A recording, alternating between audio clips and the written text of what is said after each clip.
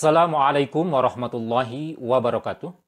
Alhamdulillahilladzi arsala rasulahu bil huda wa dinil haq liyudhhirahu 'alad dini kullihi wa kafa billahi syahida. Asyhadu an la ilaha illallah wahdahu la syarikalah wa asyhadu anna Muhammadan abduhu wa rasuluh alladzi la nabiyya ba'dah. Allahumma shalli ala Muhammad wa ala alihi wa ashabihi ajmain amma ba'd. Faya ayyuhal hadirun ittaqullaha haqqa tuqatih wala tamutunna illa wa antum muslimun. Saudaraku kaum muslimin rahimakumullah, untaian kata syukur marilah kita panjatkan kehadirat ilahi Rabbi Allah Rabbul Izzati yang sampai saat ini masih memberikan jatah usia, kesehatan dan kesempatan kepada kita sehingga di saat ini kita dapat bersilaturahim di ruang virtual dalam kajian Kultum Ramadan. Semoga Allah Subhanahu wa taala memberkahi kita semua. Dan tentunya rasa kesyukuran kita bertambah-tambah ketika Allah Subhanahu wa taala masih memberikan kesempatan, memberikan kekuatan, kemauan dan kemampuan kepada kita untuk melaksanakan beragam aktivitas dan beragam rangkaian amal ibadah di bulan Ramadan ini. Semoga ragam aktivitas dan ragam amal ibadah kita ada dalam penerimaan Allah yang terbaik dan tentunya ada dalam ridha Allah Subhanahu wa taala. Biqaulina alhamdulillahirabbil alamin. Hamparan salawat dan salam semoga tercurah limpahkan kepada baginda Nabi Muhammad sallallahu alaihi wasallam. Beliau adalah sosok insan yang paling baik akhlaknya. Beliau adalah khatamil anbiya wal mursalin, penyempurna risalah Islam, dan beliau juga merupakan sosok guru terhebat sepanjang zaman yang layak dan pantas kita tauladani seluruh aspek kehidupan beliau sehingga kita pun layak dan pantas mendapatkan syafatul uzmanya di yaumil jaza nanti. Biqaulina Allahumma shalli ala Muhammad wa ala ali Muhammad.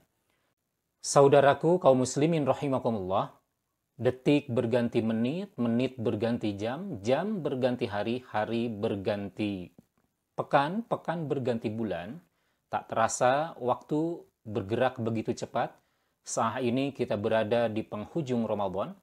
Ramadan Karim sebentar lagi akan pergi, Ramadan Karim sebentar lagi akan meninggalkan kita, dan kita tidak tahu apakah bertemu kembali dengan Ramadan Karim tahun depan.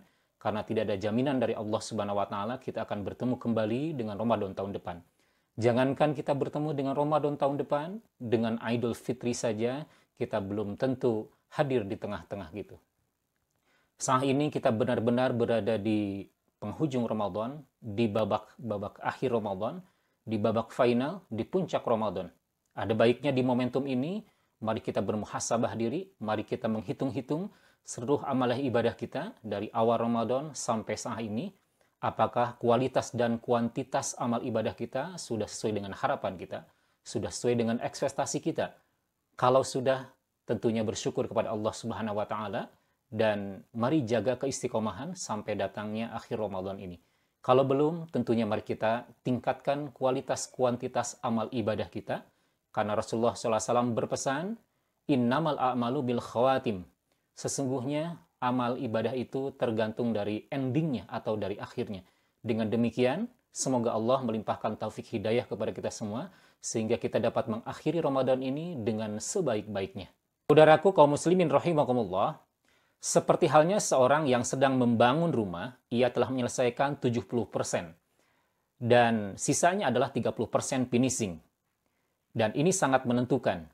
Kalau yang finishing atau 30% ini dikerjakan dengan baik, dengan bahan yang terbaik, dengan tukang yang profesional, maka akan terwujud rumah yang indah, rumah yang nyaman, dan rumah yang representatif. Tetapi seandainya yang 30% ini atau finishing ini dikerjakan dengan asal-asalan, maka rumah yang diidam-idamkan itu tidak akan terwujud.